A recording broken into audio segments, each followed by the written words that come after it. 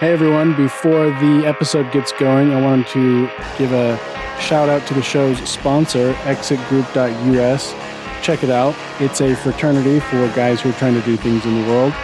It's selective, but if you're a listener to this show, you are probably a good fit for that group.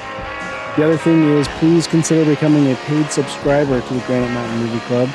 I am not allowed to make money on X.com. Elon has banned me from the revenue program. I don't know why. And there are also other forces in my life that are trying to prevent me from making money. And this is one of the things that's working for me. So every little bit helps. Thanks. Now enjoy the show. All right. Hi, everyone. Welcome to the Granite Mountain Movie Club. Special guest today. I've seen him around forever. I've only recently really talked to him. But I've got Titus Techera joining today. Titus, like I mentioned, you've been around forever. You've been doing a bunch of stuff. What's sort of the things that you do, and what might people know you from? Hey man, thanks for the invite. Glad to finally be able to chat after just seeing what you do on X or talking over that. I run the American Cinema Foundation. We do a lot of podcasts. We've done it for 7 years. We have more than 200 episodes. Course design, lectures in colleges. We try to teach movie criticism, and I've turned this into a more academic business. I am a distinguished fellow at Hillsdale College, and so I deal with American culture. I record courses for them as well as do occasional lectures, trying to get conservatives, people on the right, to just take over the culture. Claim it, first of all, fall in love with it, get to know it, enjoy it, develop your taste, and share it with people who feel the same. It's not enough to complain about, cowardly liberals or psychopathic people on the woke left trying to burn down the culture. You have to take it over. You have to, as I said, claim it, fall in love with it, get to know it, and share it.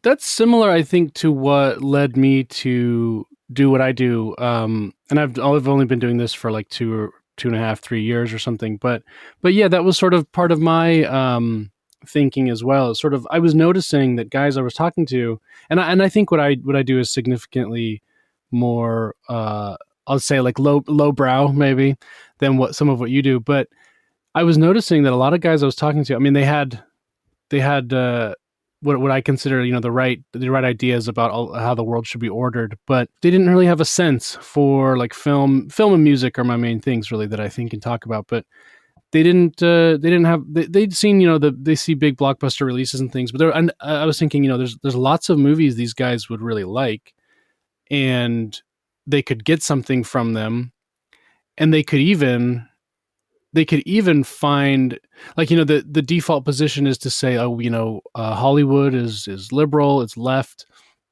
But I was watching all these movies. I'm like, well, sure, there's plenty of liberal signifiers in these films, but often the central message or narrative is not of the left. Maybe it's debatable, but at least we could get in there and talk about it and show how it might actually sort of support things that we're talking about. So that was a big motivation for me, just getting guys to see more of these movies and talk about them. Yeah, I feel the same way. I think probably most of us, if we sat down and talked, we could come up with some shared traits in an origin story. Maybe watching movies with friends in high school or college, in my case, 20 years back, and getting to see how weird the culture is turning, and also over time becoming dissatisfied with this weird passivity of conservatism.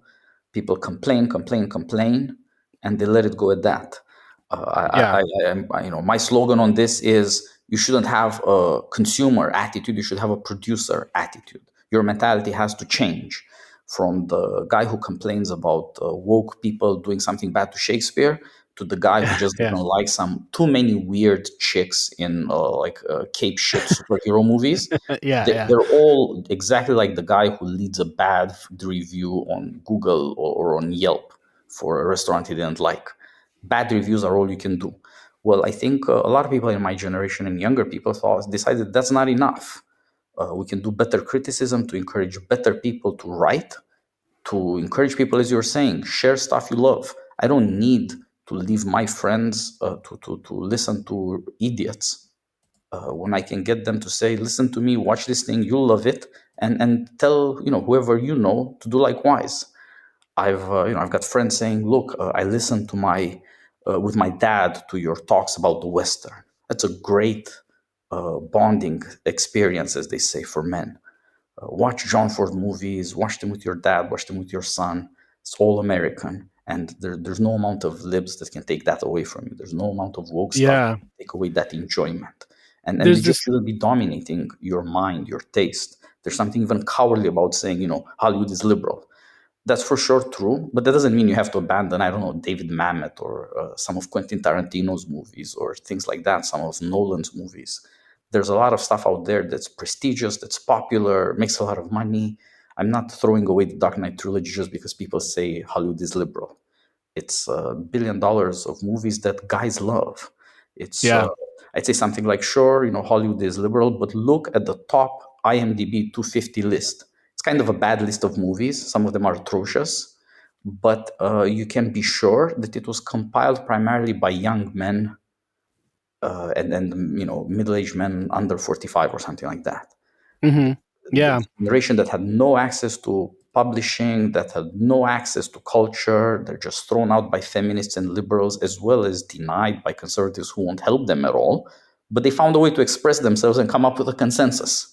And so there's a lot of Tarantino, there's a lot of Nolan there's a lot of this stuff that's cool, that's dangerous in a way men are attracted to, that's prestigious, Oh, beautiful, but also often dark, dangerous, and it's also full of new tech, full of impressive things in terms of visual effects or camera work, like IMAX work for Christopher Nolan, so on and so forth.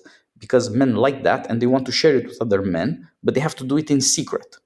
They can't just yeah. come out and say, hey, we should make our own top of what we love. And as you say, it's a debate. Are these really right wing movies? Maybe only partly, but there's a lot. And a lot of them are very, very good. And we shouldn't be giving them up. Yeah. Yeah. I think you hit on something interesting there too about, that it's a technical medium. It's different than so many other things because it's collaborative and it's highly technical. And you see, because someone like Nolan, he certainly likes to do things for the sake of trying like the new technology. He's like, oh, they've got these new cameras. I want to use them. Like, so I'm going to sort of build a scene around that. And I think people get so caught up in deciphering whether some film is agrees with them, on various like ideological points, that they sometimes forget. Like, well, there's a lot of factors going into why a movie ended up the way it is, and sometimes, especially with Nolan, he just thought something would look cool. It's not any more complicated than that. He has a new toy, and he got the experts in the room, and he wanted to see what they could do with the new toy. Um, and sometimes it's not that, but yes, the technical thing too. Yeah, I think that's a big part of. That's an interesting aspect of it that I think is very much lends itself to yeah the more masculine approach to some of these things. Exactly. Get your hands on things. Try to do it. The things that sort of shock me is that there are not cinema clubs at right wing colleges or a few places that are kind of right wing, encouraging 18-year-old dudes to get their hands on the latest iPhone or whatever has a really good camera and try to reproduce or do something in the spirit of the stuff they love. Figure out how to do these things. How do you shoot? How do you act? How do you edit? How do you do the music? You're going to come up with something pretty cool, I assume, if you keep trying. Yeah, yeah. I think actually, this is a good thing. This question comes up all the time, and it's sort of they ask this question gets asked both on the left and on the right, but people will say, well, why don't more conservative personalities want to be involved in the arts, or why don't they pursue that? I have my own sort of theory, and I think this is changing a bit because what it means to be sort of a conservative in 2025 means something different than it did like in 2005. But my main thing is, like, I think a lot of these guys look at it and they say, well, there's a very there's no guarantee of a payoff here. And I think the conservative temperament is like, do things that have guarantees, or invest wisely. And so they don't spend the time on a craft because, hey, I might get really good at this, but then that's going to take me 5 or 10 years, and then I missed on a different career that was more of a sure thing. Yeah, I think that's exactly right, and I would push that a little further. So it's sometimes said that those of us who over the last 10 years have turned out to be pro-Trump and really to go way to the right of Trump, we do it for for reasons of aesthetics. That's often true, and every weird cultivation of beauty, from people who want to look like a gentleman or a dandy to people who want to look punk or like a rock star or whatever, there's a lot of that coming out on the right. Yeah. This from these kids nowadays that wear their hair curly over their forehead, which is ridiculous, to my generation who started growing mustaches and beards, which was in defiance of the liberals and the feminists. Anything that shows beautification is gaining purchase on the right. That I think, my following your account, I thought, another child of the COVID era. People got put on national house arrest and decided they need some kind of escape, not in the sense of Mm. escapism, but actually escaping the moral and mental prison. And the thing that came ready to hand was beautiful things, storification, trying to figure out what makes you human. If people can put you on house arrest, you're now a slave. What are you going to do about that? And this resort to beautification turned out to be a very important part of it. And I started much earlier, but the basic impulse was the same. And so I would formulate what you're saying a little differently. People on the right are basically respectable, and there's something about art that's not respectable. It's pretense, Hmm. it's imitation, it's fiction, it's lies, it's deception, not good Christian behavior. That's one thing. The other thing is that we have a kind of alliance of Christian morality and capitalist morality. Get property, work for a living, get money, buy some property. And part of that is the assurance that property over the decades is going to amount to something. You start out with a mortgage, it's a huge liability, you end up with a huge asset. Yeah. That's the middle class, somehow Christian, somehow capitalist. It's an unsteady mix, but that's what serves America. It's always been this way. Americans have always wanted to get land, get property, and make sure that they work it so that it becomes more valuable. As they say, there's nothing wrong with that. I would go a bit further and say American character owes its strengths to that. But just like on the basis of Christianity, there's kind of a skepticism of the arts, like the Boston Puritans and their heirs well into the 19th century are banning the theaters. So also there is a capitalist skepticism of art, as you're saying. Is it really profitable? You're putting your early years into something that's not going to yield a lot of value. But another way of putting it is to say that people on the right just don't really care about beauty. And it was in these sorts of moments, as it was during COVID, when so many of us were being pressured on all sides. You have problems with traveling, you have problems with getting or keeping a job. There are these people treating you like you're a slave or a cattle that they're going to be experimenting on, or God knows what. And you're pressured morally too. You're a bad person if you disagree with all of this hysteria about COVID. That led people to ask, okay, if all of this is taken away from you or jeopardized, what have I got left? What makes me Hmm. me? And I think the turn towards the arts is a big part of that. It's Yeah. sort of like how, 20, 30 years ago, young men started turning towards computer games. If I'm being kicked out of reality, if the schools are run by women who are basically threatening me with drugs for being a boy, then maybe I need escape. Maybe I need to, be in another world where I know what the criteria of success are. And if I measure up, I win. And it can't be taken away from me because I wasn't nice. And Yeah. so it's been a long time coming. Somehow, this notion we all ran out into the desert because it's better than being completely enslaved.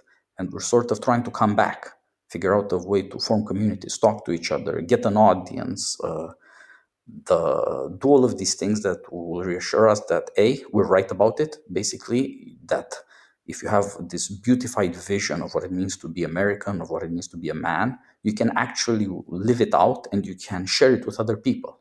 Good for me, good for you, good for all of us. We can thrive together, and it can serve us in dire times and signal to each other we're all trying the same thing. Maybe we can collaborate. But on that basis, there's a thought that maybe beauty counts a lot more than the property capitalist right wing believes. Would people Yeah, love America if it were profitable to be American but not beautiful? I'm not sure. yeah, we've seen quite a few realignments. I mean, now if you look at a more corporate environment, which is where I've spent most of the last 10 years, um, those are more sort of like they're not necessarily on the left, but they're generally the people there are generally bought into just sort of the liberal worldview.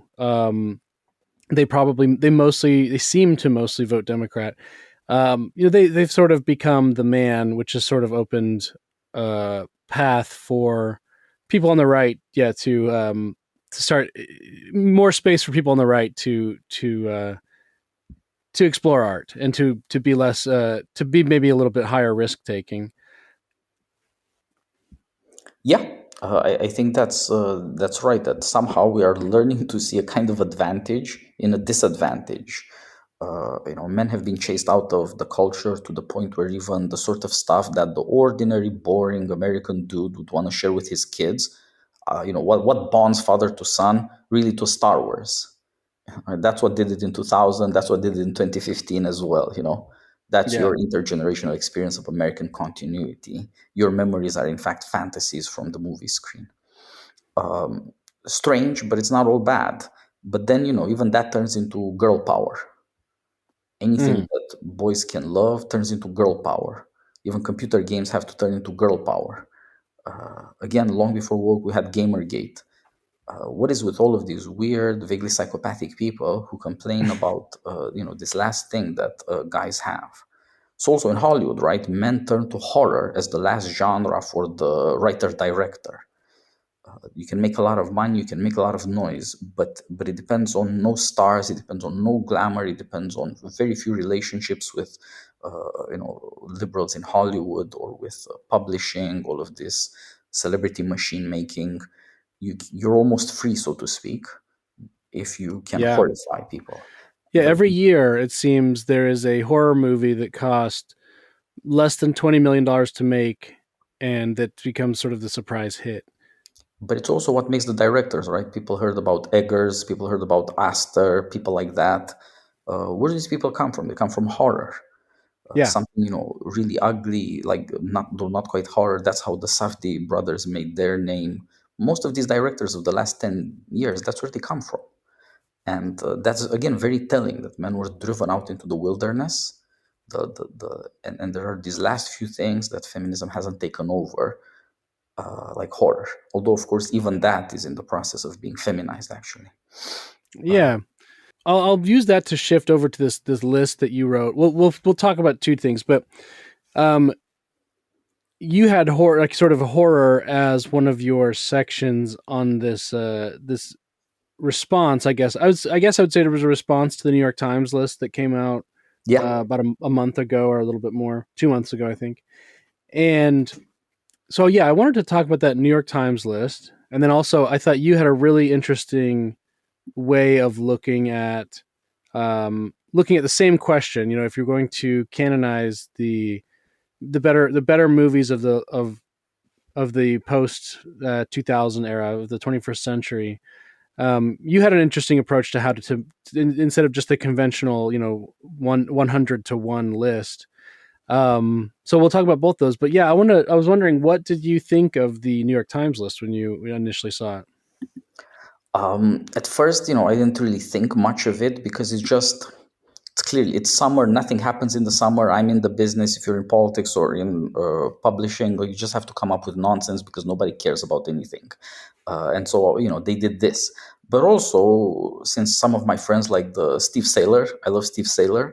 He wrote Uh, about this stuff. He likes to do analytics on movies, the kind of sociology of what's going on, including with celebrity stuff. And he looked at it, and so I thought, okay, let's look along with Steve and see what you see. And I started noticing things. One of them is that there's almost no race stuff on the list. There's very few, and it seems like maybe the liberals are not, so committed to woke in culture anymore because they're a little embarrassed. They haven't changed their principles, but they've been shocked a bit. But on the other hand, it was just dominated by silly feminism. Remarkable how many of the recent movies of the last 10, 20 years that they're trying to add to this list is just silly stuff by women that has, no particular worth. There are, whereas, I could think of some female directors that are significantly more impressive, and obviously they were nowhere to be found. They also noticed that another thing that Americans used to be interested in in European movies. You could see Fellini or Antonioni or what have you at the Oscars, competing for major awards. In the 21st century, there was a bit of that left, like The Lives of Others won an Oscar about 20 years ago, or Sorrentino's The Great Beauty won an Oscar about 10 years ago. And Sorrentino shows up nowhere on the list, not in 100 spots. A lot of these silly women, not one movie by the guy who makes the most beautiful movies in Europe. So somehow awareness of European movies has been replaced by feminism, and also in the case of American movies, there was a complete absence of anything by the older masters, the people who made their careers, from the 70s to the 90s, but who still had impressive movies in the 21st century. So nothing by Clint Eastwood, for example, nothing. Not the stuff liberals love, like Million Dollar Baby or Mystic River. Mystic River isn't bad. Nothing that conservatives love, whether it's American Sniper or Gran Torino. And you begin to wonder, nothing by Mel Gibson. That guy is still verboten. So somehow again, there was this attack on European cinema and also this attack on men in Hollywood. Taylor Sheridan, Jeff Nichols, these kinds of cool sort of Midwest Western sensitivity directors of the last 15, 10 years, completely absent. Jeff Nichols' Mud belongs on that list. It also had, some Oscar recognition. Matthew McConaughey and some other great guys like Sam Shepard were in the movie, but absolutely no attention. It even had Reese Witherspoon, now that I think about it. So, what do you want? Prestige, arts, celebrities in it, a great story, all American, kind of like Huck Finn. You've got it. Why not love that movie? Well, it is distinctly Arkansas, Mississippi. It's all about men, a director who makes movies about men. So it is under ideological diktat. Jeff Nichols doesn't get applause. And so thinking I this way, I saw. thought, well, you know what? Somebody should be. Again, why complain about things if you're not going to fix them? I'm going to fix them. Make a list, put out all the artists' names, everybody who has something impressive, even if the liberals don't like them, they go on the list. And spread it to everyone who will hear me talk about it. Because, again, Jeff Nichols is mad. Watch that movie. McConaughey is great in it. It's a wonderful story. And I think, very timely as well. So it's going to be both enjoyable and probably you're going to come away with something there. If you watch it with somebody, there's going to be conversations coming out of that. That's American culture now. Oh, sorry. Speaking of the of Jeff Nichols, really quick. What do you, just total aside? Did you see Take Shelter? Yep. I like that one probably more than Mud. But yes, it is strange that he's not on here. And then you also saw you mentioned Lives of Others is really not on this list at all. I think that one appeared I'm, somewhere like halfway through the list or something like well, that. no, I'm searching it. I have a list up now. I'm doing a Control F. I don't think it's on I think here. like somewhere if you go through 47 or whatever it shows up, but maybe Oh I'm man, wrong and it was excluded. Who knows? Again, and maybe I need to find a better list. But compiled that every is insane that it's not on there.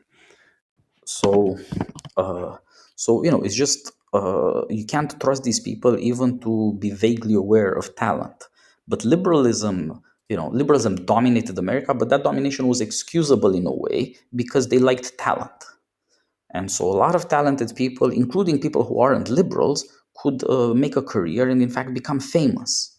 A lot of directors, like with action movies especially, but in other genres as well, a lot of novelists, a lot of musicians, you don't have to be left wing or even liberal. Talent could get you through. Yeah. And that's no longer the case. David Mamet cannot make a movie. He committed two crimes. One of them is piss off liberals in the Bush years, embrace the war on terror for patriotic reasons. Obviously, that was a mistake, but the motive was noble. And his second terrible mistake was to embrace conservatism. There's nothing worse than embracing conservatism in America. Liberals might not kill you, but conservatives will. He can't get a movie made because nobody on the conservative side will pay the greatest playwright in America, a remarkable director, made really good movies, including action movies, including movies about mixed martial arts, Brazilian Jiu-Jitsu, Red Belt, a great movie everybody should watch. Uh, and yet he can't get $10 million or whatever it is to make a movie about actually it's a right wing kind of Christian theme at that, but can't be done. So this is in a way the burden that my generation has to deal with. Being against liberalism might be a problem, but being for conservatism feels like suicide. These people will Hmm. never give you a budget. They will never give you a publication. They will never give you an opportunity. And so we have to somehow make our own. And hence, I guess, the attraction of podcasting, the attraction of social media, the attraction of scandal, not respectability, of trying to get an audience somewhere and offer them something worthwhile. Yeah, absolutely. And sorry, this is bad radio, but I was searching while you mentioned that. I was looking at someone had put together because the New York Times is like paywalled. Yep. So someone had done like a text version of the list and theirs was full of errors. So I was looking at one that was wrong. But so yes, Lives of Others, yes, you're right. It is in the 40s. It's 48. I mean, I'm relieved to see that it at least made the list, but yes, that is quite surprising, and you're right about the shift. The shift from European directors. It seems like that energy has gone to Asian directors. Uh, most notably on this list, and this is like a weighted list. This is a ranked list, Yeah. and they have Parasite at number one. Yeah. Which do you have a take on that? I'm curious. So I think this is again, liberals are people who believe in talent. You can tell what people believe in by the lies they tell, right? If there are right wing artists, right wing people will not take credit for them because they just don't care about beauty that much. Left wing people care about talent so much that if they can't get the real thing, they will fake it. And so with Parasite, Parasite is a weird one of these weird movies that shows sort of the impossibility of culture now. Everything about that movie is somehow wrong in an unusual way. So liberals like this movie because they think it's about class struggle, but actually just glamorizes their violence. But the Mhm. problem is that the director, who is a left-wing, protester for democracy from the 90s generation in South Korea, Bong Joon-ho, the guy is not making an anti-right movie. He's trying to expose the violence of the liberals. It's like the extra-violent Tarantino movies. Those are not supposed to glamorize left-wing ideology, egalitarianism, revenge. They're supposed to expose their violence. It's just that the people who like those movies don't want to see what the movies are about, and the people who would understand what the movies are about don't like them because they're so sordid, Yeah. right? It's like the Pulp Fiction problem. If you're on the left, oh, it's so cool, it's so creative, it's so all of this bullshit. If you're on the right, you just say something like, it turns out that the guy who reads the Bible lives and succeeds, and the guy who is macho gets himself killed because he's an atheist and won't forgive. Yeah. But if you say it that way, nobody likes you anymore. Like people on the right want to be against Tarantino because it's trash. People on the left want to be pro Tarantino because he's so extravagant and transgressive. But nobody wants to see, okay, but like there are two guys in the movie, one lives, one dies. What are you learning here? I want to go back to your Parasite take for a second. I was here. My thing about Parasite has always been that I thought it was a fantastically well put together movie. Yeah, I very thought competent, very in clever. terms of in terms of craftsmanship, really really great. And I found it amusing. I found it entertaining, and I felt like, to the extent that it, like, whatever it was trying to say, I felt like it didn't have a handle on its own, like, point of view, I guess. But I wonder. I think if I heard Yeah, you yeah, I correctly, you think were you're getting to it. I think you're exactly. You're maybe putting this in a more intelligible way than I was saying, but I well. agree. No, well, I just want to. I think you were saying that Bong Joon Ho was maybe had some. He sort of maybe wanted to show something about. We'll call them the underclass, because the movie very clearly makes them an underclass. They all live. The poor people all live below grade, and Yeah. they. So my suspicion about Parasite had always been that he is, as I understand, he is a true. I think he's even described himself as a socialist, Hmm. but Yeah, yeah. um, that he, with no intent, wanted to make the poor look bad. He just, No, no, no. He did. He did. Again, like, this is all of it done on purpose. So again, like the New York Times audience is like the writers and the editors. First of all, these people are retards, and they should be doing a basic job of education, which would start with saying, Bong Joon-ho's Parasite is explicitly a remake and an update of a Kurosawa movie, translated in English as High and Low, but you could call it something like, I guess, Paradise and Inferno, maybe is more literal, from 62, I think, starring obviously Toshiro Mifune. Everything literally, the kids playing cowboys and Indians, the rich being up top, the poor being at the bottom. Uh, if you watch the movie, you can tell immediately. mm, And so he did that on purpose. The storytelling is very carefully crafted to say, this is what Kurosawa did. Here's what East Asia under capitalism looks like. 50 years later, what was possible in the days of Toshiro Mifune is not possible now, and here's why. But in the transformation, you can see a very careful attack on liberalism, which shows up in the fact that the rich people in the movie, in the Parasite movie, are blameless. They commit no crimes and no violence. They are, if anything, soft victims. This is yeah. what in liberal propaganda the poor people would be, right? This is the moral characterization you would give to poor people if you're a lefty. But here Hmm. it's the rich people who are the nice people who never hurt a fly. And it's the poor people who are violent. Yeah. So all of So these things are clearly done on purpose to try to tweak this genre of very moralizing play acting, drama that goes back to the late 19th century, to shock and correct the conscience of the bourgeoisie. But from the point of view of Bong, everybody is now bourgeois, because if you're in the underclass, you actually live a social media life, right? yeah. But Now you're on your I smartphone. But also, he shows you that you can be in the underclass, and with the right affectations, you can lord it over through art therapy over rich people and yes. govern what their children believe.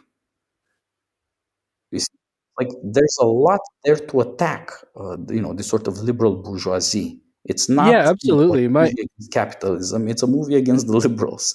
You could say it's an attack from the left on them, but there's no reason people at the New York Times should be applauding themselves. They are the problem here. Like but also among the poor people, they're not, the same. The poor people. The protagonist, the boy, is not a bad guy, and he turns out to be, in a way, a good son, and trying to be a good man. His sister, who is murdered, is a wicked person. It's not enough for herself to get a job and, try and have a better life. She tries to destroy another poor guy's life Yeah. for no I'm reason except, this sort of female wickedness, the certainty that she can get away with it, and so on and so forth. Like, they're not all the same, and they don't all end up the same. So, like, all of these sorts of rules of storytelling, where do characters begin and where do they end, to give you a judgment about their actions and consequences. All of these sorts of things of moral characterization. What choices do characters actually make, and what do other characters in similar situations do in their place? They're that's not all the that's same. The rich people are not criminals. The poor people are criminals, sometimes violent, even murderers. That's not what the New York Times wants to believe in, right? That's not their propaganda. But they somehow don't see it.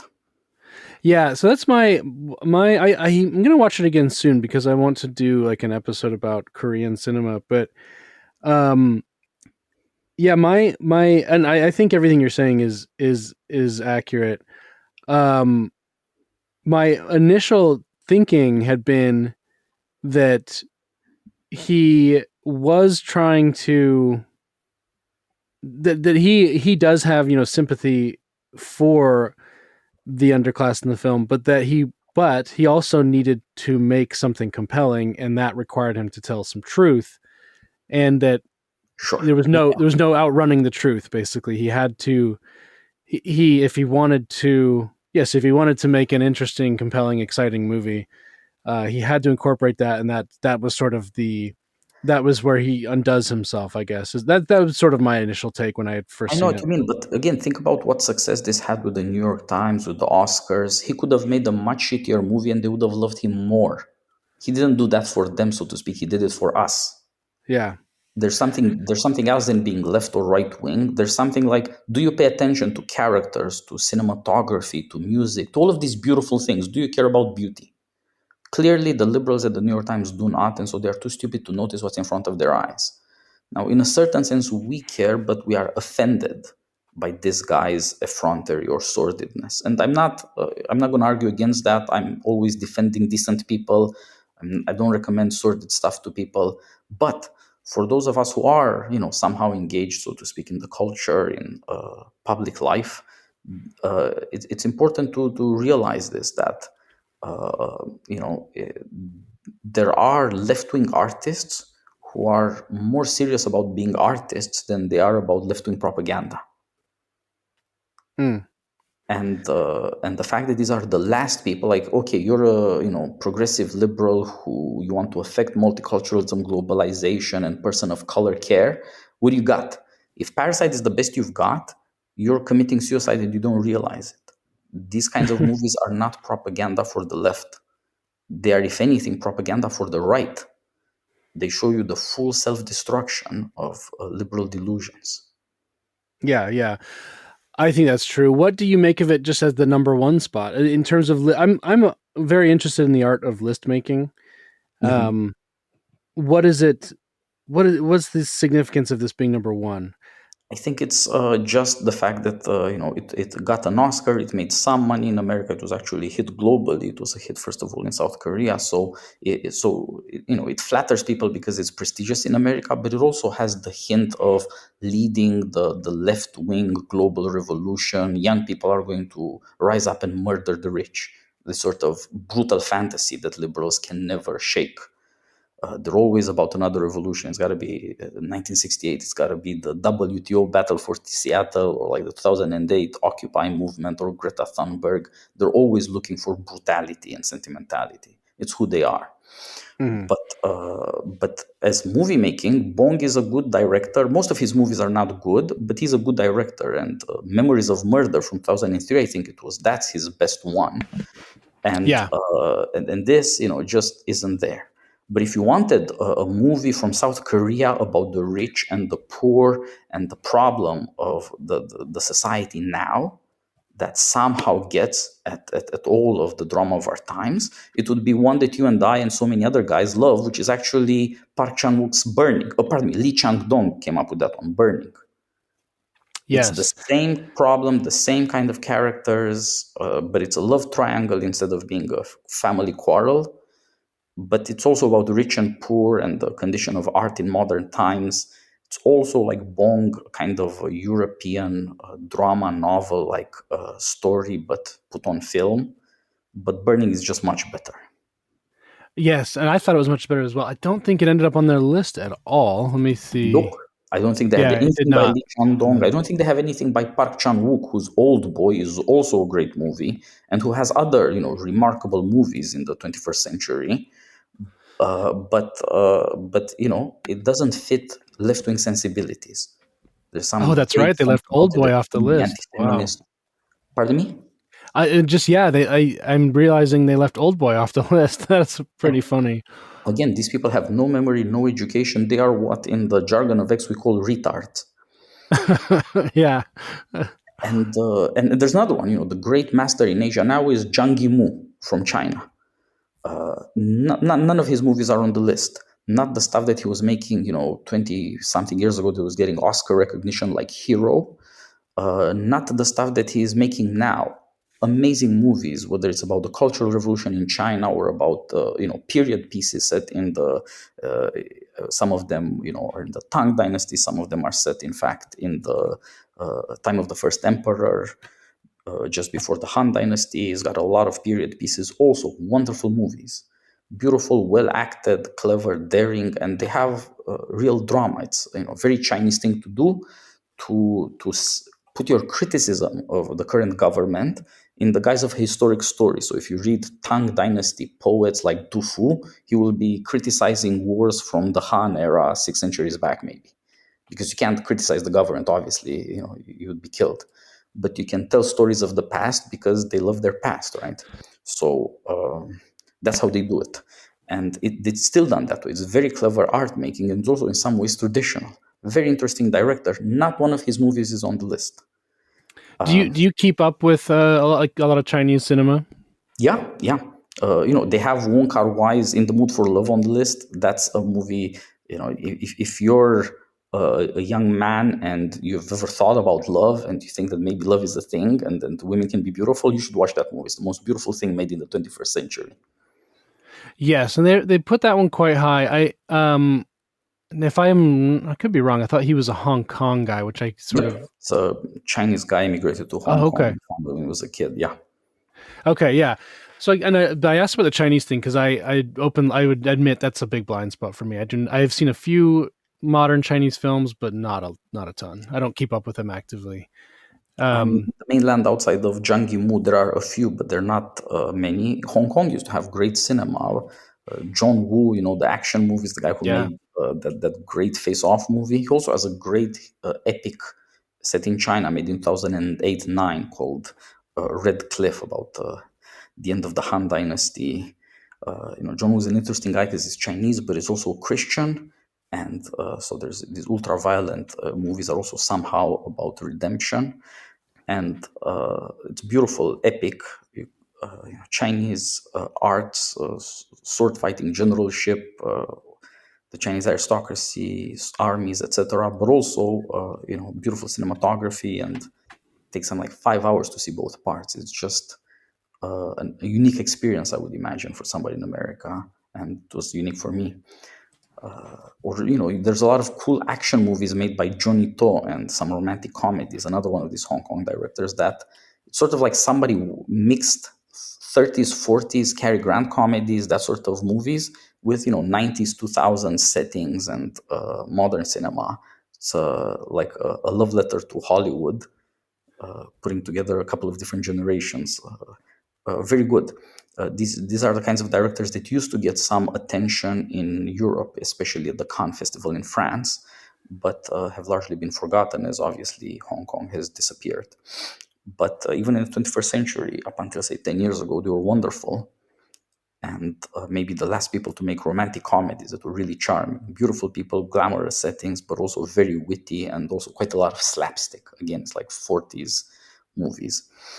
So, there's a lot to be said for that, which is why I added an entire decade of worth of these Asian directors. But it's not the movies the New York Times list put on their list. In fact, I'm not sure those people even know what might or should be on such lists.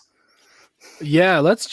So you've mentioned a bunch of movies. I'm going to, when I edit this conversation, I will try and transcribe them all into a list that people listening can just click on. If anything sounds interesting, you can go watch that movie. But um, let's transition over into you put out this thing on your Substack, and everyone should go subscribe to your Substack. I'll put a link. You put out the top 100 movies of the 21st century, a poetic education for conservative men. Um, Now, how was your approach differs from a typical ranked list? How did you organize your thoughts on this? Yeah, it's true. It's a very innovative thing. Two things. One of them is I use just decades. The top best movies. I would love to sit, once a week and get into a quarrel with some other guy who loves movies about whether Terrence Malick was better than Christopher Nolan or the other way around. These are. It's always wonderful to get into these kinds of arguments. You learn a lot, and in a way, you fall in love with your favorite things all over again as you get passionate about defending them. So that's great, but I don't think this is useful for listing. Uh-huh. Tarantino is number 6, but say somebody like Paul Thomas Anderson is going to be number 8, or no, number 4. That sort of quibbling, I think, is just useless. And it's something like, you know, if you look at the range of mountains, which I do with some frequency because I love the mountains, Uh-huh. it's just they're there. Uh, which is the highest peak is not necessarily an easy thing to say, but that there are high mountains and then just little hillocks or the plains. That difference is what counts. First of all, I'm just trying to tell people, pay attention first of all to greatness, and second of all, if you become a little familiar with greatness in the arts, in this case in cinema, you can see different tendencies. These directors can't all do the same thing. Some of them are more bent on violence, some more on romance, some more on comedy, some more on politics. But and that shows you something about the variety of things that make us human. What are the peak activities? What are the things that make us who we are and towards which we tend? Why are we looking up at this? And so I don't want to rank them for that reason. I make distinctions. These are the great directors, and at the bottom I have the masters who are very old. They didn't do their best work in the 21st century, but they did very good work that is competitive with better than most Hmm. movies. But they belong to another era. It might be the 70s or the 80s, etc. And so I start and end with masters or near masters, people who have made extraordinary movies. And then in the middle, I try to tell the story of what happened to Hollywood in the 21st century, to look at what happened to heroism, to look at what happened to comedy and irony, and to look then on how these things decayed into what the story of the interesting directors. About 15 years ago, interesting directors started saying the only story left in America is American decadence. It was kind of depressive era, but the movies were very interesting. And then, of course, we went to this world of women and horror. This is just what happened. It's important what artists see about the society, what people who are interested in the arts applaud and approve. But they're not masters. They're just not that great. They are very good, very interesting, but if we weren't living through these times, they wouldn't be that interesting. I don't think that 40 years from now we'll be talking about the things we're talking about in 2025, because Yeah. some of them are just, of the moment. But they count in the history of cinema, and because it's American life. By the way, that's a very good topic hitter. Horror and women in America, as if, as if they are directly related. There's something about, like, we were censored for so long, and I think one of the things that we could have learned, that I hoped I learned myself at least and teach others, is figure out what gets attention and also why. We need scandal to get any attention, but also it's worth pointing out why. We're not allowed to say obvious things like women and horror. That's what's replaced women and men, and then it's all bleeding into horror. Why is that? You have to worry about that some. Why are people of the opinion that the only thing that gets attention is brutal stuff, terrifying stuff? um, It's like on the you need to punch yourself to feel anything anymore, in a way. Yeah, in this category, in this horror and women category, you have Tom Ford's Nocturnal Animals, which I that one totally went by me. I think I didn't watch it when it came out. Possibly because it was Tom Ford. I thought, oh, he's the fashion guy. Right? Exactly. I might not. I may not watch it. I don't even remember it. I don't, somehow maybe I was just too caught up in So the election and I I was. for right wing guys, it's one of I strongly recommend watching Tom Ford's Nocturnal Animals, and it's again one of these weird things that comes out of Hollywood. This guy looks like a super gay fashion designer, and he make the movie that is about the horror of abortion from the Uh-huh. point of view of a man. And I mean it's like a It's like the there's one thing you're not allowed to talk about in America, right? Like there's a feminist caucus that says, "Hey, women have rights, including killing children."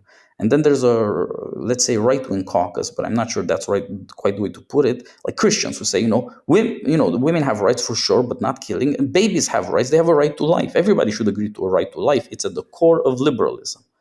Just read Thomas Hobbes' Leviathan or like John Locke. The right to life is the fundamental thing. Uh, yeah.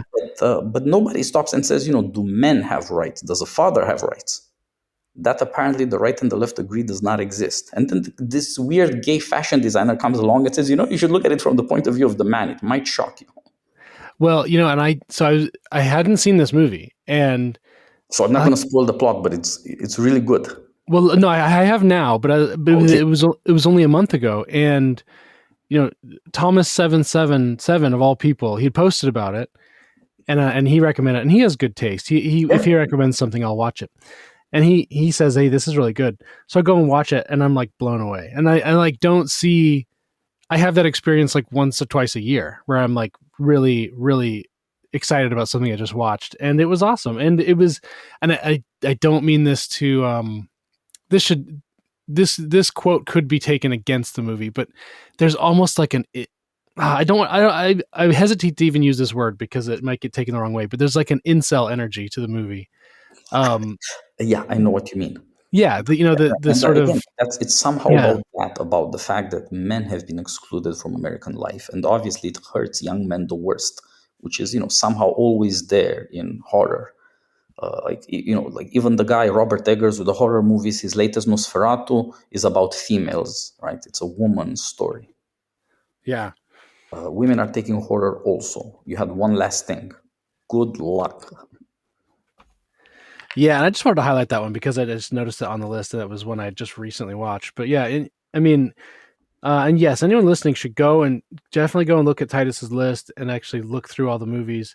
There's ones that I have like very small quibbles with certain things you include and don't include, but that's the nature of list making. It's hard to do. Um, I mean, yours is certainly more, uh, more thoughtful than the New York Times list. Even though you didn't probably have a team of interns helping you with it. Yeah, this was just me. But like probably the interns are making the New York Times a lot worse. Probably they're just crazy woke people. But if people on the right weren't hobos, if conservatives weren't cheapskates, wouldn't it be great if to get just like 10, 15 people in a room and then maybe record some of the conversation so you can sell some of it and share it with an audience and come up with this? And I don't have to do it just by myself. But you can't fund that weekend conference somehow. It's a Yeah. crazy weird thing. But I'm Speaking of working on that conferences, problem too. So you were involved in that con and all that, right? yeah, In that you were just at that. Are you kind of like a did you present there or did you yeah. organizer or I okay? do a media panel every year. Try to bring in new guys to talk about, Lomas, to talk about Passage Publishing, get people to talk about. One of my friends, who is like this funny Jewish guy from Yale Law, is trying to build Trump a triumphal arch in Arlington, and he's the guy behind the beautiful bill, the beautiful architecture bill, classical architecture. Brought Uh-huh. him in as well. It's a great guy, and he's actually doing something for the administration for Trump, and in a way for America. The semi-quincentennial anniversary is coming up. There should be some massive buildings to impress. So uh, that's a whole great range from Lomes to triumphal arches, but we're all somehow younger men trying to make our mark, and guys with new publications, people who are online. We're constantly trying to bring these people in because other people won't give them a chance, and we think actually there's probably a lot of promise there, and you have to take a chance on them. Yeah. I think I derailed you, but I think you were on your Hollywood nostalgia. Maybe is that was your next category? Yeah, like there's another future we could have had. What would have happened if, say, about 2006 7, people in Hollywood, some guys, not just people in Hollywood, but many in American life would have started telling women to shut the fuck up now and then. You can never Mhm. say that in America. It's terrifying. You can say all sorts of weird things. Again, look at the New York Times list. You can get rid of the race hustling stuff. It's mostly out of there. Like there's nothing by Spike Lee on their list, I think.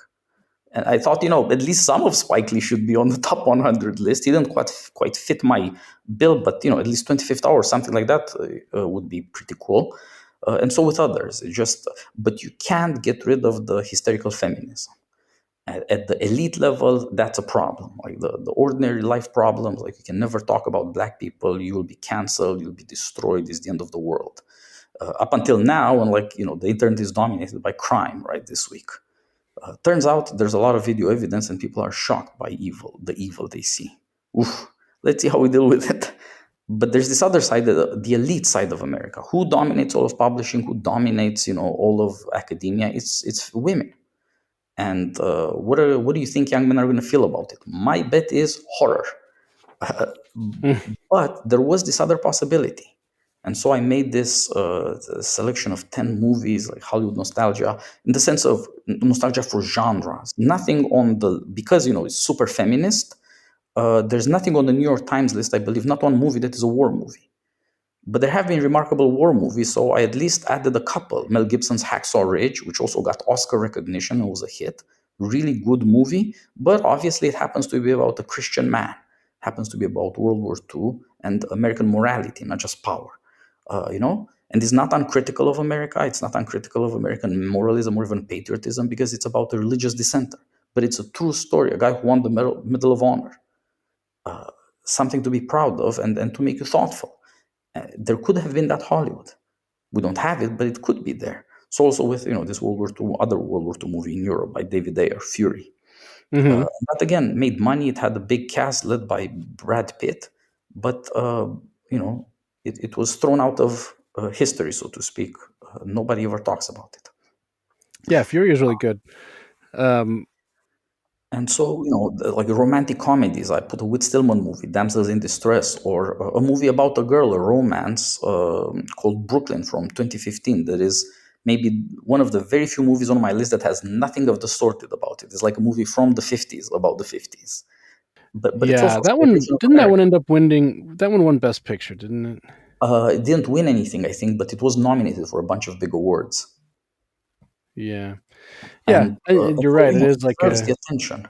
But also something like, The Merchant of Venice, the one where, what's his face? Had a really big cast 20 years ago. Al Pacino played Shylock. Antonio was played by Jeremy Irons, a wonderful Irish actor, of course, and a bunch of other people in the smaller roles back when they made these kinds of Shakespeare movies, I guess after the success of Shakespeare in Love. Uh, Merchant of Venice is a really good thing that America used to produce and now is unwatchable, or if they do anything, or it just doesn't exist at all.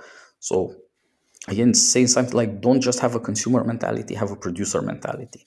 America used to make Shakespeare movies, we should be doing it again. It's not enough to complain, you have to just instigate. Do it, do it, do it. yeah. Then you got a European category, European Yeah, as I politics. said, you just cut it out of Hollywood, cut it out of the press, cut it out of American awareness. And so I thought, let's get this back. But I also wanted to say something with these movies. The most interesting directors in Europe in the 21st century, or at least a large number of them, maybe not all of them, made movies about the evils of communism. The Lives of Others is very famous about this, but there are others too, and they're on my list.